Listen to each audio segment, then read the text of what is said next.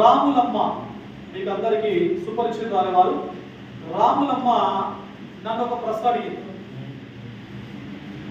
Sir, మీరేమో assistant professor, మీరేమో విద్యార్థులకు చాలా సేవలు చేసిరంట, మరి ఎన్నికలకు వస్తున్నారు, మీరు రాజకీయ నాయకులు, రాజకీయ రంగం లోపలికి అడుగు పెడుతున్నారు, మరి ఇందులోపల రాజకీయం అంటేనే కోట్లతో ముడిపడి ఉన్నటువంటి వ్యవస్థ, మరి మీరు దీన్ని తట్టుకుంటారా సార్ అని చెప్పేసి అడిగితే నేను ఏం చెప్పినంటే, వాస్తవం మీరు అనేది వాస్తవం 100% ట్రూ. ఎందుకంటే రాజకీయ రంగం లోపల, ప్రస్తుతం రాజకీయాల లోపల, కలుషితమైనటువంటి రాజకీయాల లోపల డబ్బు ప్రవాహం అనేది కనబడుతుంది. అఫ్కోర్స్ కోర్టున్నటువంటి వాళ్ళు బట్ ప్రసన్న హరికృష్ణ అనేటువంటి వ్యక్తికి కోట్ల గుండెలు బాసటగా నిలబడుతున్నాయి ఈ 4 పట్టణ జిల్లాలో. అండ్ ఇంకొక మాట కూడా మాట్లాడింది, మీరు లైబ్రరీలకు పుస్తకాలు పంచుతారు కదా ఫ్రీగా. ఎస్, పంచుతాం. నేను ఎక్కడికి వెళ్తే అక్కడ ఫస్ట్ అక్కడ లైబ్రరీ ఉందా అని చెప్పేసి అడుగుతాను. ఇంతకుముందు వచ్చేటప్పుడు కూడా మా ఆనందానందరూ మాట్లాడాను, ఎక్కడ కూడా ఆనందానందరూ మాట్లాడండి అన్న, మన ఆత్మీయ సమ్మేళనం ఓకే, మన మిత్రులందరితో మన ప్రేమతో అభిమానంతో అందరితో కరాచరణ చేద్దాం, ఆలోచనలు పంచుకుందాం. మరి పంచుకున్న తర్వాత నాకు ఒక 10 నిమిషాలు టైం కావాలి.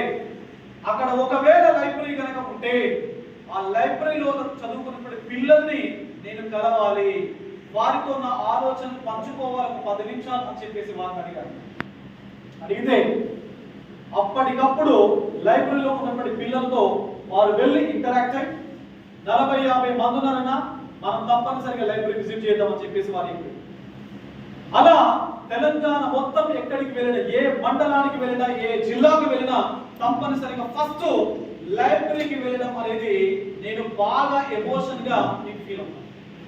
మొన్న నియోజకవర్గానికి వెళ్ళి లైబ్రరీ ఉందా ఇక్కడ అని చెప్పేసి అడిగితే లైబ్రరీ ఉంది కానీ భూతపడి ఉంది అని చెప్పేసి అక్కడ ఉన్నటువంటి నా మిత్రులు చెప్పారు. ఎందుకు అంటే పట్టించుకోవట్లేదు. రైట్, పక్కకు చూస్తే పక్కన ఒక వైన్ షాప్ కనబడుతుంది. Wine shop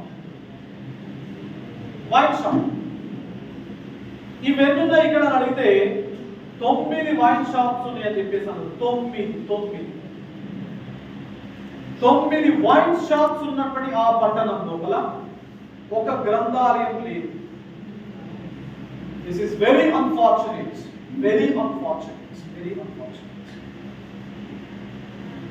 Libraries are considered to be the temples of the society.